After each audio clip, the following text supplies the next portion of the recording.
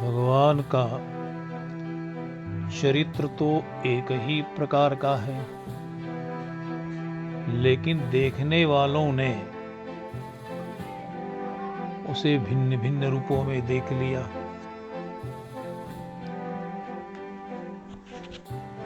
किसी ने भगवान के इस चरित्र का अवलोकन कर अपने आप को धनधन्य समझ लिया और कोई दूसरा संदेह में पड़ गया। तो प्रश्न होता है कि भगवान के चरित्र में भिन्नता है या कि भगवान में भिन्नता है या कि देखने वाले की दृष्टि का दोष है।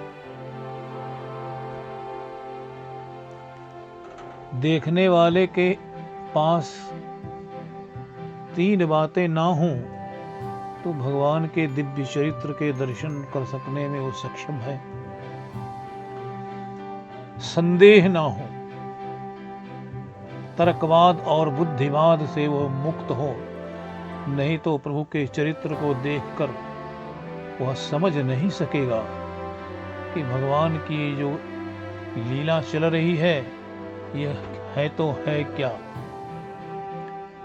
कुछ उदाहरणों के माध्यम से इसे हम समझने का प्रयास करेंगे। भगवान शिव के संग संग सती जी दंडकारण्य में कथा सुनने के लिए अगस्त जी के पास गए।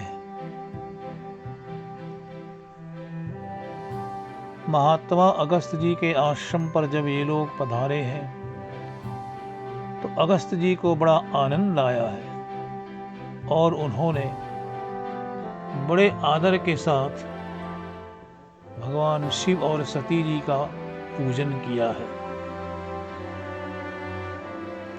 पूजनोपरांत जब सब लोग विश्राम कर रहे हैं तो भगवान शिव ने अगस्त जी से कुशल समाचार पूछना है। सब कुशल समाचार कहने के बाद अब सत्संग प्रारंभ हो जाता है। कहते हैं जब दो संत मिलते हैं तो वो संसार की बात नहीं करते, भगवान की बात करते हैं, सत्संग करते हैं, यह उनका स्वभाव होता है।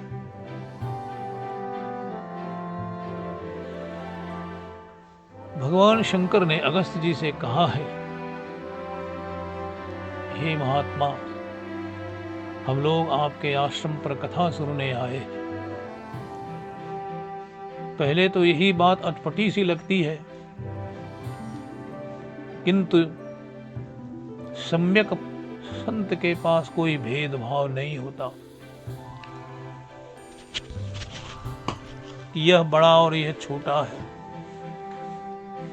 उन्हें जहाँ हरिचरित्र मिल जाता है, जहाँ भगवान की कथा सुनने को मिल जाती है, वही विराजमान हो जाते हैं।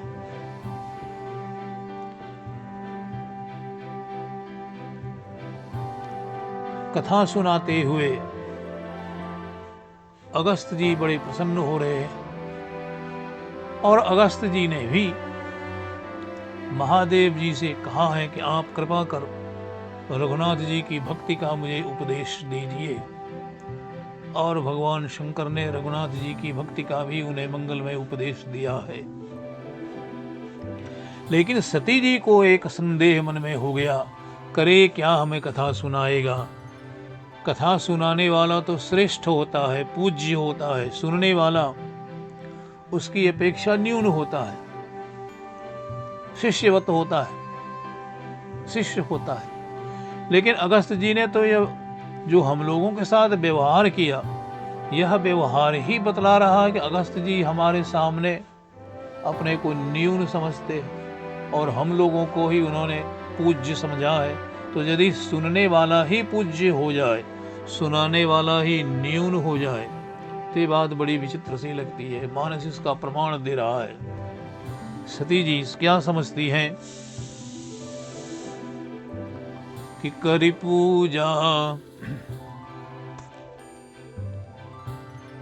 यह पूजा करना ही सती जी के लिए समस्या खड़ा कर देने वाला दृश्य हो गया कि हमें भगवान समझने वाला हमें क्या कथा सुनाएगा। सती जी के हृदय में यह संदेह हो गया। क्यों संदेह हो गया?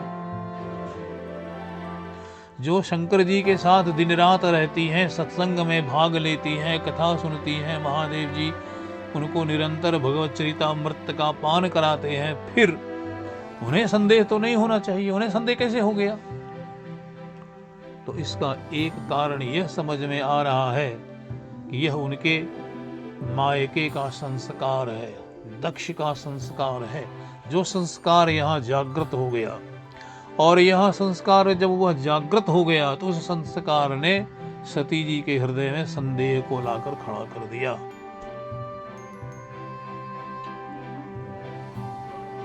जब कथा सुनने के बाद सती जी के संग महादेव जी वहां से कैलाश के लिए प्रस्थान करते हैं, तो रास्ते में दिव्य चरित्र श्री राम दंडकारण्य के जंगल में प्रकट कर रहे हैं। तत्कालीन समय की व्याख्या मानस कर रहा है कि लीन नीच मारीच ही संगा, लीन नीच। दशानन ने मारीच को सहारा बनाया और सीता जी के अपहरण का इतना बड़ा कांड किया। सीता जी का अपहरण हो गया है और भगवान श्री राम सीता जी को ढूंढ रहे हैं। हे खग मृग, हे खग, हे मृग, हे पशुओं, तुम लोगों सीता जी को देखा है? तुम देखा सीता मृग नयनी? लेकिन कहीं कोई उत्तर नहीं मिल पा रहा है। किसने देखा नहीं देखा? जीवाचार्य लक्ष्मण जी का एक हनुमान नाटक में यहाँ बड़ा विचित्र प्रसंग आया है। जब भगवान इस प्रकार से विरही की भांति सीता जी को ढूंढ रहे हैं, उन्हें अपने आप तक का मानो पता नहीं है, अपने आप तक का कोई स्मरण नहीं है। ऐसा बाह्य दृष्टि से लगता है, बाहर से देखने पर ऐसा लगता है कि राम जी को अपने आप के बारे में भी अता पता नहीं है कि वो कौन है। तभी जीव कोटि के आचार्य लक्ष्मण जी ने और श्री राम ने जो परस्पर बातचीत की है, वह बड़ा अद्भुत रहस्य को हमारे सामने प्रकट करता है। भगवान राम ने लक्ष्मण जी से एक अपरिचित व्यक्ति की तरह पूछ दिया का तुम कौन हो? लक्ष्मण जी ने हाथ जोड़ लिया और बोला, हे देव, दासोस्मि ते लक्ष्मण, मैं आपका दास हूं, लक्ष्मण मेरा नाम है। ओ, तुम लक्ष्मण हो? लक्ष्मण जी बोले, हाँ। राम जी ने कहा, तो किंग कुर्मो विजने बने, इस विजन बन में मैं क्या कर रहा हूं? लक्ष्मण जी ने हाथ जोड़कर कहा, देवीम समुद्भिक्षते, आप देवी को ढूंढ रहे हैं। रघुनाथ जी बोले, का देवी? वो कौन देवी है जिसको मैं ढूंढ रहा हूं? लक्ष्मण जी ने कहा, नाथ, जनकात्मजाया, वो मिथिला नरेश जनक की आत्मजा है, पुत्री है। ज्यों ही जनक जी की पुत्री है ऐसा सुना, वैसे ही हा हा प्रिय जानकी एक कह करके गिर पड़े। तो प्रश्न होता है कि सदैव संग रहने वाले लक्ष्मण भी प्रभु के इस चरित्र को नहीं समझ पाए, तो सामान्य जीव कैसे समझ पाएंगे? क्यों? लक्ष्मण जी हैं कौन? पहले इसको हम थोड़ा सा समझ लें। वो शेष है। शेष के ऊपर शयन करने वाले नारायण उनके सामने लीला कर रहे हैं, और जो शेष दिन रात उनके साथ संग में रहा हो, वह शेष भी समझने में असमर्थ हो जाए, जो आज लक्ष्मण जी के रूप में अवतरित होकर प्रभु के संग में लीला का साथ दे रहा हो, वह भी असमर्थ हो जाए भगवान की लीला को समझने में, तो सामान्य जीव यदि वह समर्थ हो जाए, न समझ पाए, तो इसमें कौन सी बड़ी बात है? आज यही चरित्र देखने का अवसर सती जी को मिल गया। भगवान शंकर प्रणाम करते हैं, कहा चलो भगवान असमय में लीला कर रहे, मेरा जाना ठीक नहीं होगा, कहीं जाऊं और ये रहस्य खुल जाए। तो बढ़िया नहीं होगा, विक्षेप होगा। इसलिए दूर से ही प्रणाम करते हुए चलो चलते चलें। भगवान शंकर ने दूर से ही प्रणाम किया, जय सच्चिदानंद जग पावन ये कहकर। लेकिन इस प्रणाम का जो आनंद हुआ, जो आशीर्वाद स्वरूप में मौन ही मौन मिला, महादेव जी से सहन ही मालूम नहीं कर पाए या फूट पड़ा, और बारंबार उनके शरीर में रोमांच आ रहा है, आंखों में आनंद के आंसू आ रहे हैं। सतीसो दशा शंभु के देखी, प्रसंग यहां से आरंभ हो रहा है सती जी का। सती जी ने बारंबार यह प्रभु को जब देखा, आनंद में डूबते रहे, उतराते रहे, तब उन्होंने पूछ दिया कि कौन सा ऐसा प्रसंग आया कि आप इतने आनंद में डूबे हुए हैं, आपके आनंद का कोई पारावार नहीं है। महादेव जी ने कहा, देवी मेरे नाथ, इस समय जो चरित्र का प्रदर्शन कर रहे हैं, इसे देख करके मेरे हृदय में आनंद समा नहीं रहा है। एक और सती जी की दृष्टि जो उन्होंने देखा है, और एक और महादेव जी जो कह रहे हैं, दोनों में कोई समानता हो ही नहीं रही है। सती जी सोचती हैं, अरे विष्णु जो सुरहित नरतनुधारी, खोजई सो की अज्ञ इव नारी। भगवान नारायण जो सब कुछ जानते हैं, सर्वांतर्यामी हैं, क्या उन्हें पता नहीं है कि उनकी पत्नी कहाँ है? वो एक अज्ञ पुरुष की भांति, एक जड़ पुरुष की भांति जो इस तरह से विलाप कर रहे हैं, खोज रहे हैं। तो यही संशय उनके अंदर में आया, और इस संशय ने तर्क का अब जन्म ले लिया। बाह्य संसार में तर्क के माध्यम से जीव अपने लक्ष्य तक पहुंच जाए, ये तो कोई बड़ी बात नहीं है। तर्क वहां साधन का काम कर रहा है, किंतु अंतर जगत में, आध्यात्मिक जगत में तर्क हमको तथ्य तक ले जाएगा, यह संभव नहीं है। यह भटका देगा, जीव वितंडावाद में पड़ जाएगा और सत्य से विमुख हो जाएगा। इसीलिए संतों ने कहा है, भगवान की कथा सुनने जाना, दो पदार्थ अपने संग में लेके न जाना, एक तर्कवाद और दूसरा बुद्धिवाद। क्यों जी? तर्क करोगे तो तथ्य तक नहीं पहुंच पाओगे। अब हम कहें कि जो परमात्मा अणोरणीयान महतो बहियान ऐसा है, उसको तो हम देख नहीं पाते हैं, तो हम कैसे कहें और कैसे समझें कि ईश्वर है? यह तर्क हमारे लिए उपयोगी सिद्ध नहीं हो सकता है।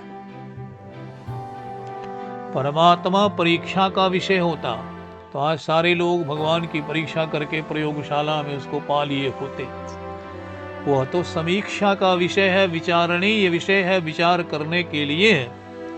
और विचार करने के लिए हम वाणी का सहारा नहीं ले सकते हैं, बुद्धि का सहारा नहीं ले सकते हैं, क्योंकि वह तो मन बुद्धि इससे दूर है, परे है। गोसाई जी ने कहा भी है कि मन समेत जेहि जानन वाणी, मन समेत। उपनिषद में यह भी आया है, यतो वाचो निवर्तन्ते अप्राप्य मनसा सह। मन, वाणी, इन सब से दूर है, बहुत दूर है, क्योंकि ये सब इंद्रियों के अंतर्गत है। और हम जब तक इंद्रियों के अंतर्गत हैं, तब तक हम इंद्रियातीत को नहीं समझ पाएंगे, नहीं पकड़ पाएंगे, उनके दर्शन हम नहीं कर पाएंगे। हर स्थिति में इनसे हमें मुक्त होना ही पड़ेगा। इसलिए कहते हैं कि तर्कवाद सत्संग के समय में लेकर मत चलो, बुद्धिवाद को भी पीछे छोड़कर चलो, और इसे लेकर चलोगे तो भटक जाओगे। सती जी तर्क पर तर्क करने लगी, खोजई सोगे अग्नि भंडारी। तर्क ही तो है। और इधर ये भी देख रही है कि महादेव जी जिसको प्रणाम कर नहीं सकते हैं, और ये भी सोच रही है मुधा वचन नहीं ईश्वर कहे, महादेव जी झूठ कह नहीं सकते, महादेव जी का कथन असत्य हो नहीं सकता है। भगवान शिव जिसको शीश नवा भी नहीं सकते, इधर ये भी उनके हृदय में बात उठ रही है और उधर तर्क कह रहा ये कैसे हो सकता है, यह नहीं संभव है। महादेव जी ने देख लिया कि प्रभु के चरित्र को देखा तो सही, लेकिन देखने के बाद हृदयंगम नहीं कर पाई। देखने के बाद सती जी के हृदय में संदेह आ गया और माँ सती जी जब पार्वती जी के रूप में जन्म लेती हैं तो उन्होंने यही प्रश्न कर दिया है, अजहू कुछ संशय मन मोरे, मेरे हृदय में अभी भी कुछ संदेह है। हे नाथ, मेरे ऊपर अप्रसन्न नहीं होइएगा, क्योंकि यद्यपि जोशिता नहीं अधिकारी, लेकिन फिर भी दासी मन क्रम वचन तुम्हारी। गूढ़ों सत्य साधु दुरावई, संत जो है गूढ़ चरित्र को, गूढ़ कथा को कभी नहीं छुपाते हैं। यदि आरत अधिकारी मिल जाए तो आरत अधिकारी को सब कुछ सुना डाल, सब कुछ बता डालते, सब कुछ कह डालते हैं। इसलिए अब मैं राम कथा को सचमुच मन वचन और कर्म से सुनना चाहती हूँ।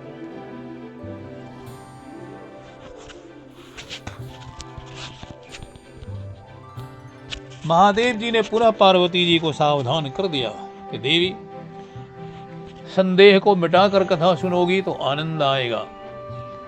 परमात्मा के दिव्य स्वरूप को अपने हृदय में तुम दर्शन कर पाओगी।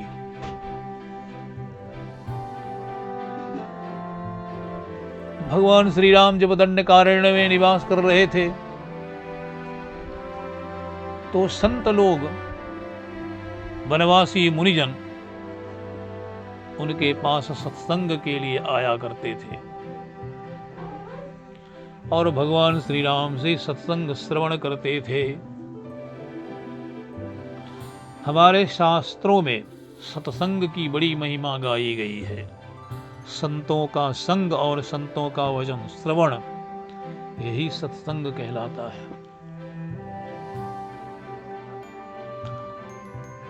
तो संतों ने विचार किया कि इनके पास तो पत्नी है, भोजन बना देती है, पका करके खिला देती है, इनको तो कोई विशेष कष्ट नहीं होता है, और हम लोगों को यहाँ से सत्संग करके जाने के बाद फिर भोजनादि की व्यवस्था करनी पड़ती है, कष्ट होता है, तो क्यों नहीं अच्छा एक काम किया जाए। सभी संतों ने विचार लिया कि हम लोग क्या करेंगे। बोले क्या करोगे? बोले इनके पाँव में एक जड़ी है, धूल जो है वो जड़ी है, पत्थर से लग जाए तो नारी बन जाती है। तो चलो जी, यदि हम लोग एक एक पत्थर को लेकर और इनके श्री चरण से स्पर्श करा दें और एक एक नारी प्रकट हो जाए तो हम लोगों की सारी समस्याएं ही दूर हो जाएंगी। संतों ने आपस में विचार किया और यही कार्य कल सारे संत लोग स्नान करके गोदावरी के तट पर एक एक पत्थर लिए बैठे थे। जब भगवान श्री राम स्नान करने के लिए आए तो आज का दृश्य देख करके ही उन्हें बड़ा आश्चर्य लगा, बड़ी हंसी आई कि संसार से सारे संबंधों को तोड़कर आने वाले संतों ने एक एक पत्थर को अपने सामने क्यों रखा है। भगवान ने पूछा, महात्माओं, आप लोगों ने अपने सामने एक एक पत्थर क्यों रखा है? संतों ने कहा, प्रभु क्या करें, हम लोगों को कथा सुनने जाता हूँ तो कुछ विलंब हो जाता है, इसलिए भोजनादि बनाने में कठिनाई हो जाती है, सत्संग में आने में कभी विलंब हो जाता है। इसीलिए मैंने सोचा, हम लोगों ने सोचा है कि आपके श्री चरणों में जो धूल है, उस धूल का स्पर्श यदि इन पत्थरों को करा दिया जाए तो हम लोगों को भी एक एक पत्नी मिल जाएगी और हम लोगों का भी यह संकट टल जाएगा। प्रभु ने सोचा कि संतों के हृदय में इस प्रकार का दुर्भाव पैदा होना इनके भटकाव का लक्षण है, क्योंकि ये संत फिर माया में गिर जाएंगे और कहीं माया में गिर गए तो फिर इनकी साधना भी नष्ट हो जाएगी। इसीलिए कुछ ऐसा कार्य मुझे करना चाहिए जिस कार्य से संतों के जीवन में ऐसा उपदेश प्राप्त हो कि संत ऐसे कार्य करने से अपने आप को रोक लें। भगवान ने कहा, देखिए आज तो नहीं, लेकिन कल मैं ऐसा प्रयास करूंगा, आप लोगों को एक एक पत्नी मिल जाएगी। संत लोग बड़े प्रसन्न हुए। फिर क्या था, इसी बीच में रावण के द्वारा सीता जी का अपहरण हो जाता है। और जब सीता जी का अपहरण हो गया तब भगवान अवलता वृक्ष पशु पक्षी सबों से पूछ रहे। तो संतों ने जब सुना कि सीता जी का अपहरण हो गया, पता नहीं किसने चुरा लिया, और भगवान अब सीता को प्राप्त करने के लिए जहां तहां घूम रहे हैं, पूछ रहे हैं, लेकिन उनको इसका कोई उत्तर ही नहीं मिल पा रहा है। किसने सीता जी को चुराया, कहां सीता जी को लेके चोर भाग गया। तो संतों ने सोचा बड़ा बढ़िया हुआ जी, यदि हम लोगों ने भी अपनी पत्नी को प्राप्त कर लिया होता। निशाचर लोग इस जंगल में बराबर घूमते रहते हैं, मार के खा जाते हैं, न जाने क्या क्या हम लोगों को कष्ट देते हैं, और कहीं हमारी पत्नियों का अपहरण भी कर लिया होता तो हम लोग तो साधन भजन से चूक गए होते और अपनी अपनी पत्नियों को जंगल में रो रो करके खोजा करते। तो बड़ा बढ़िया हुआ कि हम लोगों ने विवाह नहीं किया। भगवान की ये अतुल कृपा रही, मेरे हम लोगों के ऊपर अतुल कृपा रही। तो भगवान ने ऐसा चरित्र दिखला दिया, ऐसा चरित्र दिखला दिया कि सारे संत लोग बिना कहे ही इस उपदेश से उपदेशित हो गए कि नहीं नहीं, बड़ा बढ़िया हुआ। इसीलिए मानस में आया है कि कामिन के दीनता दिखाई, धीरन के उर विरति दृढ़ाई। भगवान ने एक साथ दो चरित्र प्रकट कर दिए। ये जैसा नेत्रक हमने अपने नेत्रों पर चढ़ा रखा है, सामने का दृश्य वैसा ही दिखलाई पड़ता है। जो कामी है ऐसे व्यक्ति के लिए नारी क्या है, उसके जीवन का प्राणाधार है। जब मानस का समापन गोस्वामी जी ने किया है तो आप भगवान के श्री चरणों में पुष्पांजलि प्रदान कर रहे हैं। उन्होंने क्या कहा है कि कामी नारी प्यारी जिमी, तो लोभी प्रिय जिमी दाम, अति रघुनाथ निरंतर, प्रिय लागहु मोहि राम। कामी पुरुष के लिए संसार में सबसे प्रिय नारी है। उसके जीवन जैसे मणियारे सांप का जीवन उसकी मणि में होता है, वैसे ही उसका जीवन नारी में होता है। और लोभी जो है उसका जीवन धन में बसता है। तो गोस्वामी जी कहते वैसे ही आप हमारे मन में प्यारे लगे। क्यों? और गोस्वामी जी को कोई उपमा नहीं मिली, ये दो ही उपमा मिली, और दोनों ही उपमाओं का संबंध संसार से है। बोला संसार से रहे व न रहे, लेकिन यदि कोई बहुत ही बहुमूल्य बात हो और संसार ही में हो तो उसको भक्त अपने जीवन में ना ले, ऐसी बात नहीं है, अवश्य ही लेना चाहिए।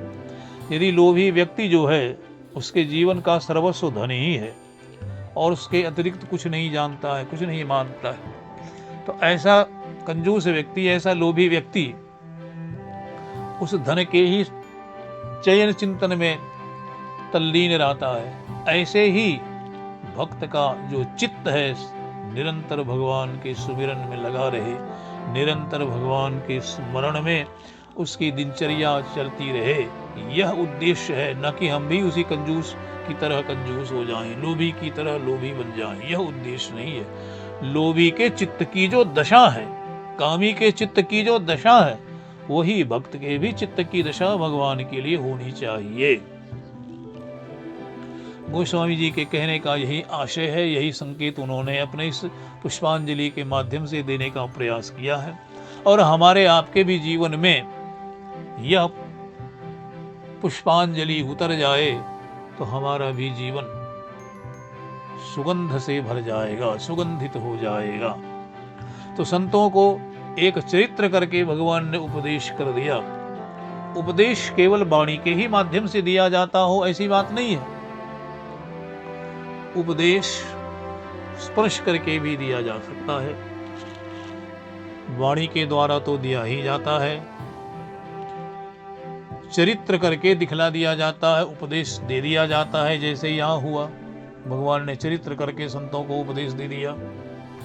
हनुमान जी ने स्पर्श करके लंका को उपदेश कर दिया। हनुमान जी ने कोई उपदेश लंका को नहीं दिया है, लेकिन हनुमान जी ने जो मारा एक मुक्का, इस मुक्के का स्पर्श जो लंका को होता है, इसी मुक्के के स्पर्श से लंका को यह उपदेश हो गया कि अब रावण की लंका सुरक्षित नहीं रहेगी, क्योंकि ब्रह्मा जी ने चलते समय मुझे वरदान दिया था कि विकल होसी जब कपि के मारे, तब जान सुन सिचर संघारे।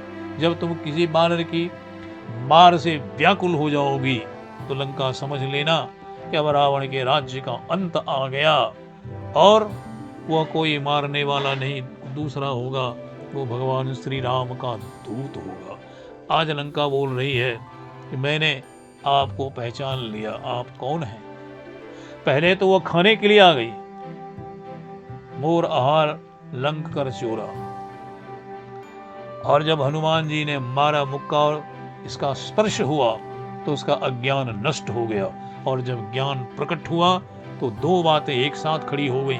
संत का दर्शन, हनुमान जी का दर्शन कर रही हैं, स्पर्श हुआ, अब वाणी से हनुमान जी के साथ सत्संग कर रही है। तो हमारे यहाँ संतों ने कहा है कि मुख देखत पातक हरे, पर सत काम बिलाहि, सुन बचन सुनत मन मोहगत, तो पूरब भाग दिलाहि।